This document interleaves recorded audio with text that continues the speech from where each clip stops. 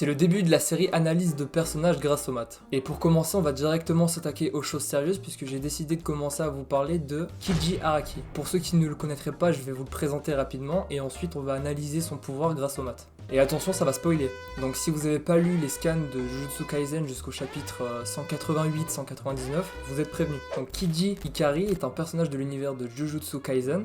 C'est un ancien élève de l'école d'exorcisme de Tokyo.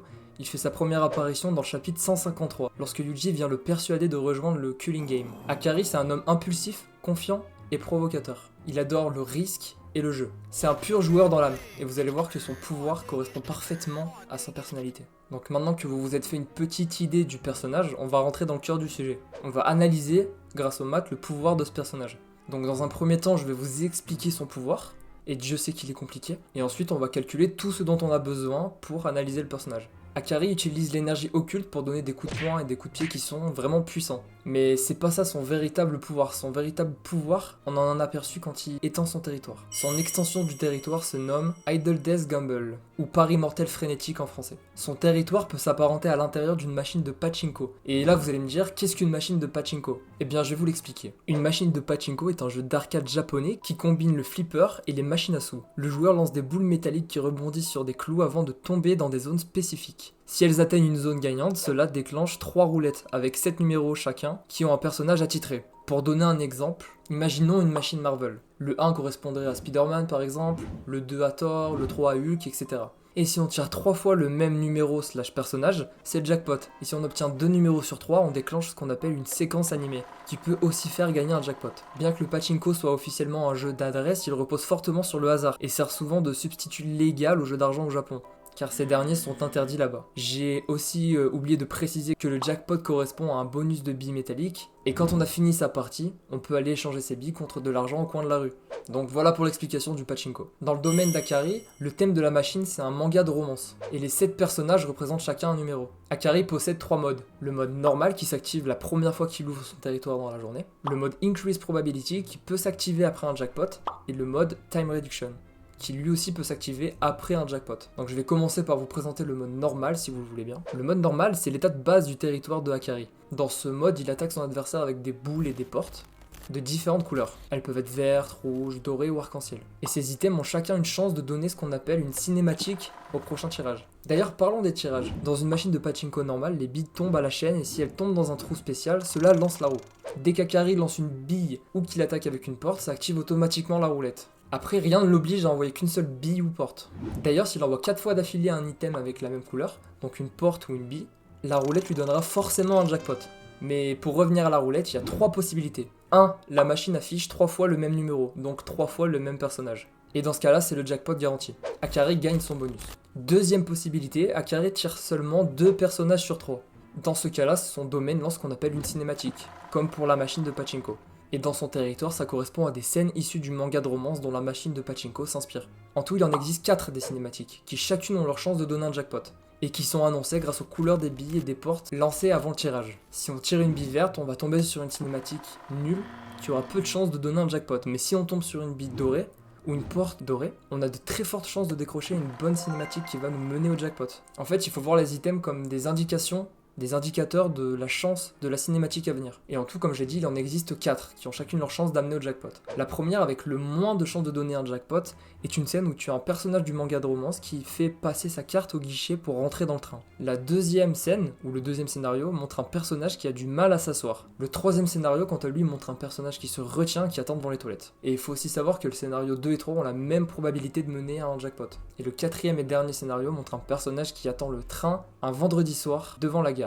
Ce scénario est celui qui donne le plus de chances d'avoir un jackpot. Mais attention, il y a encore un élément de complication avec ce qu'on appelle les boosters de chance. Ce sont des variations dans les scénarios qui font augmenter les chances d'avoir un jackpot s'ils apparaissent. Et il en existe 3. Si pendant un scénario le personnage Yume Asagiri apparaît, alors les chances d'obtenir un jackpot grimpent. Ou si le professeur Amanogawa arrive pour aider le personnage, les chances d'avoir un jackpot montent un petit peu plus. Et pour le dernier Chance Up, ou boost de chance en français, si on voit le groupe du manga de romance qui est réuni, ça nous garantit le jackpot quoi qu'il arrive. Et peu importe la cinématique. Pour rendre ça plus clair, c'est un peu comme dans les gachas, où avant d'ouvrir une boîte, il y a toujours une animation, et elle peut être normale, et dans ce cas-là, on a une certaine chance de toucher des items rares, mais parfois l'animation varie, et ça nous garantit d'avoir un item rare. Et bien ici, c'est le même concept. Les billes et les portes annoncent un scénario qui ont des chances d'être améliorés grâce au changement de cinématique. Et le troisième et dernier cas pour la roulette, c'est le plus facile à comprendre, c'est si Akari tire 3 personnages différents, dans ce cas-là, il perd et il doit relancer.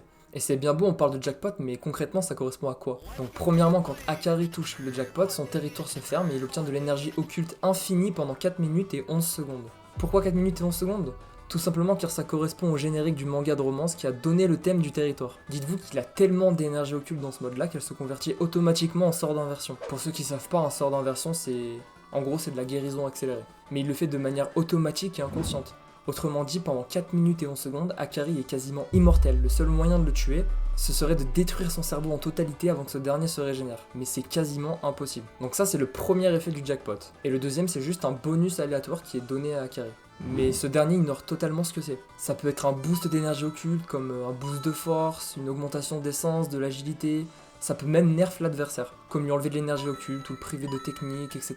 Et à chaque fois que Akari touche un jackpot, ses bonus s'accumulent. Donc plus il arrive à faire de cycle et plus il devient invincible. Passons maintenant au mode Increase Probability. Après avoir touché un jackpot, Akari peut directement relancer son territoire, et il va soit tomber dans le mode Increase Probability ou dans le mode Time Reduction. Donc imaginons qu'il soit dans le mode Increase Probability. Dans ce mode, peu importe ce qu'il se passe, le jackpot est garanti à Akari au bout du 4e lancer. C'est-à-dire qu'au bout du 4e lancer, Akari arrive forcément à tirer une porte ou une boule arc-en-ciel qui va lui donner un jackpot. Ou alors il va tirer une roue avec 3 fois le même personnage, ou il va tirer une cinématique avec une preview de groupe. Quoi qu'il arrive, il touchera le jackpot. Mais à part ça, c'est exactement le même mode que le mode normal. Et pareil pour le mode Time Reduction. Ce mode permet de réduire le temps entre les animations, et donc de pouvoir faire plus de tirages à la fois, mais ça n'augmente pas les chances de gagner, contrairement au mode Increase Probability. Les tirages s'effectuent beaucoup plus rapidement, ce qui laisse peu de temps à l'adversaire pour attaquer, et permet à Akari de toucher un jackpot plus rapidement s'il doit en toucher un. Donc voilà pour l'explication du pouvoir de Akari Kiji. Le but c'est pas d'obtenir un jackpot, c'est de les enchaîner pour ne laisser aucun répit à l'adversaire, et cumuler les bonus le plus possible. Comme ça, plus le temps passe et plus il devient difficile de le battre. S'il a de la chance, il peut enchaîner des centaines de jackpots et le combat peut durer pendant des jours. C'est pour ça que Gojo a dit que c'était un personnage très dangereux et qui pouvait peut-être le battre sur ses jours les plus chanceux. Maintenant, je vous propose de passer aux choses sérieuses. On a expliqué son pouvoir dans les grandes lignes, il est temps de passer au... On va calculer des points. Et on va tout de suite commencer avec le mode simple. Pour le mode simple, je sais pas si tu te souviens, mais je t'ai dit qu'il y avait 3 possibilités. Soit on tire 3 personnages identiques, on obtient le jackpot. Soit on tire 2 identiques et 1 différent, dans ce cas-là, on lance une animation, soit les 3 personnages sont différents et on doit relancer la roue. Donc on va calculer ces probabilités de la plus simple à la plus difficile. Donc dans un premier temps, quelle est la chance de tirer 3 personnages différents? En gros, quelle est la probabilité de perdre? Et bien cette probabilité, elle est assez simple à calculer en réalité. Sur la première roulette, on peut avoir n'importe quel personnage. Donc cette probabilité a 7 chances sur 7 d'arriver, car il y a 7 personnages par roue et on peut avoir n'importe lequel. Ensuite, il y a 6 chances sur 7 de tomber sur un personnage différent sur la deuxième roue, car on doit enlever le premier personnage sur lequel on est tombé sur la première roue. Et 7 moins 1, ça fait 6. Et pour la troisième roue, il faut enlever les 2 personnages qu'on a trouvés sur les 2 autres roues, ce qui nous donne 7 moins 2, soit 5 sur 7. Et il ne nous reste plus qu'à multiplier toutes ces probabilités, ce qui nous donne 7 sur 7, fois 6 sur 7, fois 5 sur 7. Et ça, au final, ça donne 61,23% de chances de perdre. Donc grosso modo, t'as 2 chances sur 3 de tomber sur 3 personnages différents, et donc de perdre. On va maintenant passer au deuxième cas le plus facile, la probabilité de tomber 3 fois sur le même personnage. Pour ça, on doit juste faire le nombre de cas favorables sur le nombre de cas possibles. Et comme on l'a déjà vu, le nombre de cas possibles, c'est 7 personnages fois 7 personnages fois 7 personnages, ce qui nous donne 343 possibilités. Et même sans faire de maths, on peut en déduire qu'il n'y a que 7 issues qui donnent 3 personnages similaires. Ces issues, c'est si on tombe sur les personnages 1-1-1, 2-2-2, 3-3-3, 4-4-4, 5-5-5, 6-6-6 ou 7-7-7. Mais nous, on est là pour faire des maths, donc on va essayer une autre méthode. Si on devait calculer cette probabilité, il suffirait de faire 7 sur 7 pour la première roue, car peu importe le personnage sur lequel on tombe, c'est le premier. Ensuite, pour le deuxième, il faut qu'on ait encore une fois le même personnage. Et ça a une chance sur 7 d'arriver. Et pour la troisième roue, c'est pareil, encore une chance sur 7. Ce qui nous donne 7 sur 7 fois 1 sur 7 fois 1 sur 7. Et on retombe bien sur 7 sur 343. Et ça, grosso modo, ça fait 2% de chance de toucher le jackpot de cette manière. Maintenant, calculons la probabilité de tomber sur deux personnages identiques avec un différent. Et encore une fois, il y a plusieurs manières de procéder. Comme on a déjà calculé la probabilité de tous les autres événements, on pourrait simplement faire 1 moins la probabilité des autres événements. Ce qui nous donnerait 1 moins 0,6122 moins 0,02. C'était les 61% qu'on avait trouvé et les 2% du tirage de 3 fois le même personnage. Et ça nous donnerait à peu près 36,74% de chance de tomber sur deux personnages identiques. Maintenant, pour la deuxième méthode, on va aller un peu plus loin.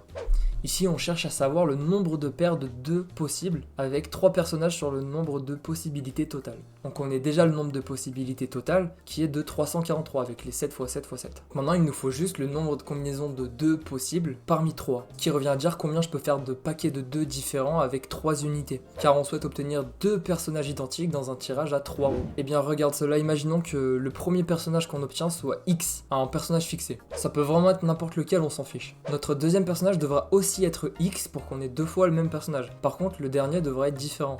Donc disons que le dernier c'est Y. Donc Y c'est tous les autres personnages sauf X. Par exemple, si on avait obtenu X égale 7, on aurait eu 7, 7 pour les deux X, et le Y ça aurait été 1, 2, 3, 4, 5 et 6. Sauf que attention, ce qu'on vient de trouver, c'est une des manières de faire une paire. Mais je te rappelle qu'il y a 3 roues, donc on doit aussi calculer combien de positions différentes nous permettent de faire ça. Alors la première possibilité, ça me donne X, X, Y. C'est ce que j'ai utilisé pour l'exemple. Mais on pourrait aussi avoir X, Y, X, ou YXX. Ce sont les 3 combinaisons qu'on peut faire pour avoir les 2 mêmes personnages sur 3. Sauf qu'attention, le travail n'est pas terminé, on vient d'effectuer le calcul pour un personnage X, mais au total, je vous rappelle qu'on a 7 personnages. Donc on va multiplier cette probabilité par 7. Ce qui va nous donner 2 parmi 3, soit le nombre de paires possibles avec un personnage dans 3 roulettes, fois 6, qui correspond au nombre de paires avec le troisième numéro différent possible. Par exemple 771, 772, 773, 774, 775 et 776. Et x 7 le nombre de personnages.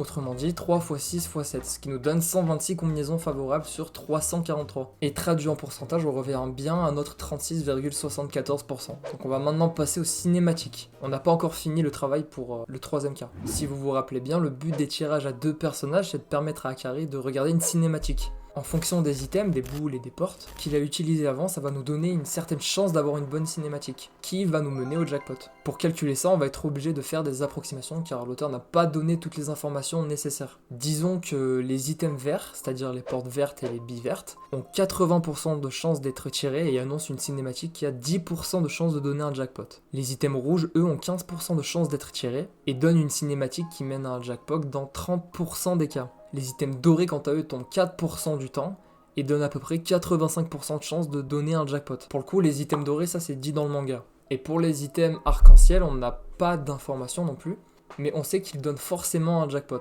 Donc on va dire qu'ils ont 1% de chance de tomber et ils donnent un jackpot dans 100% des cas. Et il y a aussi une autre règle à prendre en compte dans le manga, c'est que si Akari tire 4 fois d'affilée un item de la même couleur, alors il aura forcément un jackpot. Et ça va être utile pour calculer après. Mettons-nous à la place de Akari et lançons les effets visuels, peu importe que ce soit des portes ou des billes, car elles ont la même probabilité. Donc on va illustrer ça avec des billes pour que ce soit plus simple. Akari lance sa première bille.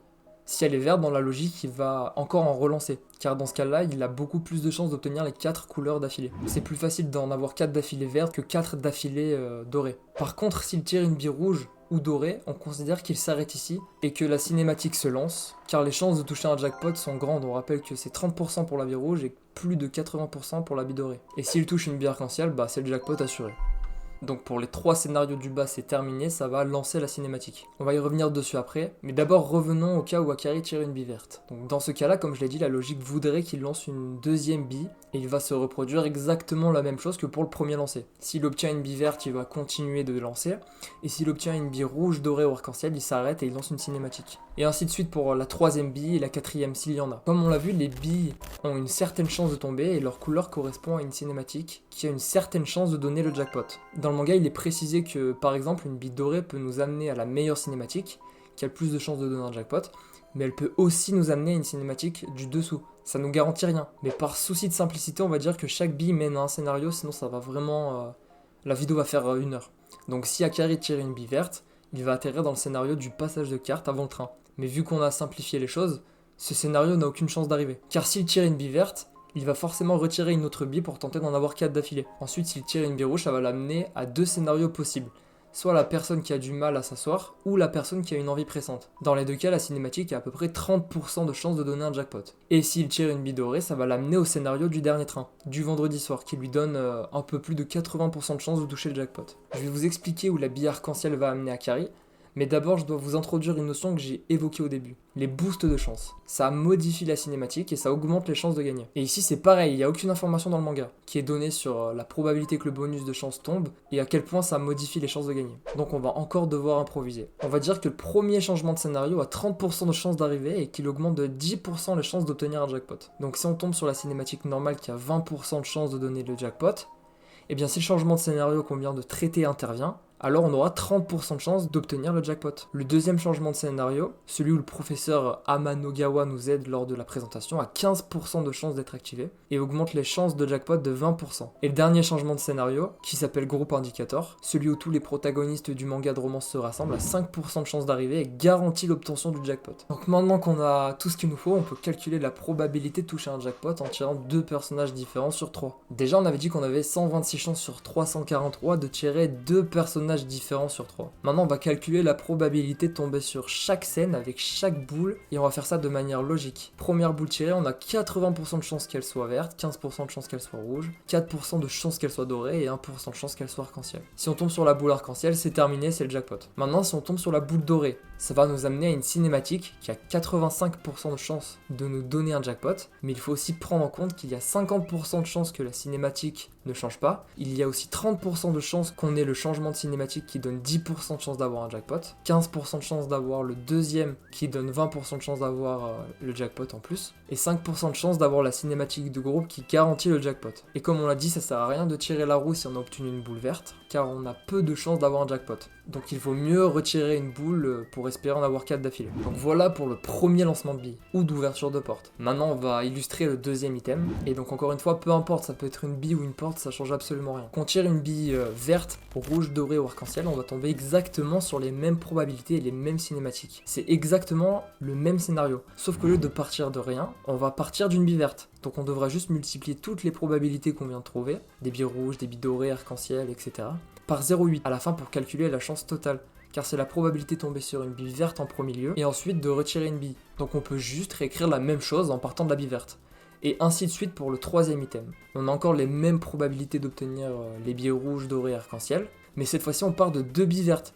Donc le calcul final, il faudra partir de 0,8 x 0,8, soit 0,8 au carré. Et pour le quatrième item, c'est la même chose, on part de 3 billes vertes, donc 0,8 exposant 3, car on a tiré avant 3 billes vertes, ayant chacune 80% de chances de tomber. Et maintenant, il ne reste plus qu'à calculer les chances de tomber dans chaque issue, de les multiplier par les chances de tomber sur le jackpot, et de les diviser par le nombre d'issues pour obtenir la moyenne. Donc comme vous pouvez le voir, cet arbre de probabilité nous donne 37 issues possibles. Celle qui est tout en haut, c'est-à-dire de tirer 4 billes vertes d'affilée, s'obtient en faisant 0,8 x 0,8 x 0,8 x 0,8 x 1. Avec 0,8 la probabilité de tirer une bille verte, et 1 c'est la probabilité d'avoir un jackpot. Donc dans ce cas-là, on aurait 100% de chance de le toucher. Donc c'est pour ça qu'on multiplie par 1. Maintenant, le fait de tirer la bille rouge est de 15%, sans cinématique, 50%, ce qui nous donne 7,5% de chance d'arriver dans le chemin qui donne 30% de chance d'avoir le jackpot. Donc si on multiplie ces probabilités, ça nous donne 2,25% de chance d'avoir un jackpot. Avec une cinématique simple qui a 30% de chance de tomber, on augmente de 10% les chances d'avoir un jackpot. Dans une cinématique qui donne 30% de chance d'en avoir, donc 40% de chance de toucher le jackpot. Avec la cinématique simple. Si on multiplie ces probabilités, ça nous donne 0,15 x 0,3 chances de tomber sur le chemin qui donne 40% de chance d'avoir le jackpot. Donc 0,15 x 0,3 x 0,4, ce qui donne 0,018, soit 1,8% de chance d'avoir le jackpot en partant depuis le début vers ce chemin. Pour les cinématiques intermédiaires, elles ont 15% de chance de se montrer. Et elles rajoutent 20% de chance d'avoir le jackpot. Donc 50% de chance d'avoir le jackpot par un chemin qui a 0,15 x 0,15% de chance d'arriver. Soit 1,125% de chance d'avoir le jackpot avec ce chemin. Et avec la cinématique du groupe, qui est le dernier changement de cinématique, on a 100% de chance de toucher le jackpot, dans un chemin qui a 0,15 x 0,05 chance d'arriver. Donc on fait 0,15 x 0,05 x 1. ce qui donne 0,75% de chance d'avoir le jackpot en passant par ce chemin. Donc je pense que tu as compris le procédé, mais ça commence à devenir un peu répétitif, donc on va accélérer les choses. Donc on va répliquer le même procédé pour la bille dorée, ce qui nous donne ses probabilités. Et pour la bille arc-en-ciel, on a 1% de chance de l'avoir, et elle donne 100% de chance d'avoir le jackpot. Donc 0,01 x 1, ça fait 1% de chance d'avoir le jackpot en partant depuis le début vers la bille arc-en-ciel. Si on fait la moyenne pour obtenir le jackpot avec les billes rouges, dorées et arc-en-ciel, on obtient 10,57% de chance de l'avoir. 0,10565. Et là on a tout ce qu'il faut pour calculer la moyenne. Donc on a 0,4096 x 1, plus la moyenne qu'on vient de calculer pour les billes rouges, dorées et arc-en-ciel, plus 0,8 fois la probabilité des boules rouges, dorées et arc-en-ciel, plus 0,8 au carré fois la même probabilité, plus 0,8 au cube fois la probabilité. Le tout divisé par 37. Car si tu regardes bien, en tout il y avait 37 issues possibles. Ce qui nous donne 0,7215. Donc si on est dans le cas d'une roulette à deux personnages, on a 72,15% de chance de toucher le jackpot. Mais nous on veut la probabilité depuis le début. Donc on multiplie cette probabilité par celle d'obtenir un tirage à deux personnages. Ce qui nous donne 0,7214 fois 126 sur 343. Ce qui nous donne 0,2650. Donc on a 26,5% de chance de tirer la roue, d'avoir deux personnages et d'obtenir le jackpot. Et donc maintenant on peut enfin additionner tous nos pourcentages pour donner nos véritables chances de toucher le jackpot. Si tu te rappelles, on avait trouvé 2% de chance de toucher le jackpot grâce à un tirage avec 3 personnages similaires. Et on vient de calculer 26,5% de chance de toucher le jackpot grâce à un tirage avec deux personnages identiques. Donc au total, on a 28,5% de chance de toucher un jackpot avec un tirage et 61,23% de chance de perdre. Et Akari a 4 tirages, c'est dit dans le manga car au bout du 4ème, il touche forcément le jackpot. Mais on va imaginer que la règle qui dit qu'il touche forcément le jackpot au bout du 4ème tirage ne s'applique que au mode Increase Probability. Car on sait que dans ce mode, il touche forcément un jackpot. Or, si cette règle s'applique au mode normal, ça voudrait dire que le mode Increase Probability n'a aucune différence avec le mode normal. Donc c'est pas logique. On va juste partir du principe que chaque fois qu'Akari use son territoire, il a le droit de tourner 4 fois la roue avant qu'elle ne se referme et qu'il perd. On va donc juste simuler 4 lancers consécutifs. S'il gagne, on arrête. Et s'il perd, on relance une roue. Et ce, 4 fois d'affilée. Ce qui nous donnerait 7 modélisations. En doré, c'est la probabilité de toucher le jackpot et en rouge, la probabilité de perdre. Donc on voit bien qu'en lançant 4 fois un tirage, Akari a environ 73,87% de chance de toucher le jackpot. On est loin des 1 chance sur 239 annoncées par le manga. On a fini avec le mode normal. Et rassurez-vous, on a fini presque tous les calculs. Le plus dur est derrière nous, vraiment. Et on va tout de suite enchaîner avec le mode Increase Probability. Donc c'est extrêmement simple, comme je vous l'ai dit il y a quelques secondes. Dans ce mode, au bout du 4ème tirage, Akari obtient forcément un jackpot. Et on a vu que cet événement a 75% de chance d'arriver. Donc on a juste à multiplier ces deux probabilités, ce qui fait 0,75 fois 1 égale 0,75. Et voilà, on a fini avec le mode Increase Probability. Maintenant, voyons voir le mode Time Reduction. Dans le mode Time Reduction, les probabilités ne changent pas, c'est juste le temps des cinématiques qui accélère. Donc on a juste à réutiliser les probabilités qu'on avait trouvées pour le mode normal, qui étaient de 73,87%. Et Akari a 25% de chance de tomber dans ce mode. On fait 0,25 x 73,87, ce qui nous donne 0,1846, soit 18,46% de chance de tomber dans le mode et de gagner. Et vu que les probabilités ne changent pas, on a toujours 26,14% de chance de perdre, comme dans le mode normal, mais on a 25% de chance de tomber dans ce mode. Donc on fait 0,25 x 0,2614, ce qui nous donne 0,0654. Donc on a 6,54% de chance de tomber dans le mode Time Reduction et de perdre, et de retourner au mode normal. Voilà, on a fini, on a modélisé tous les éléments.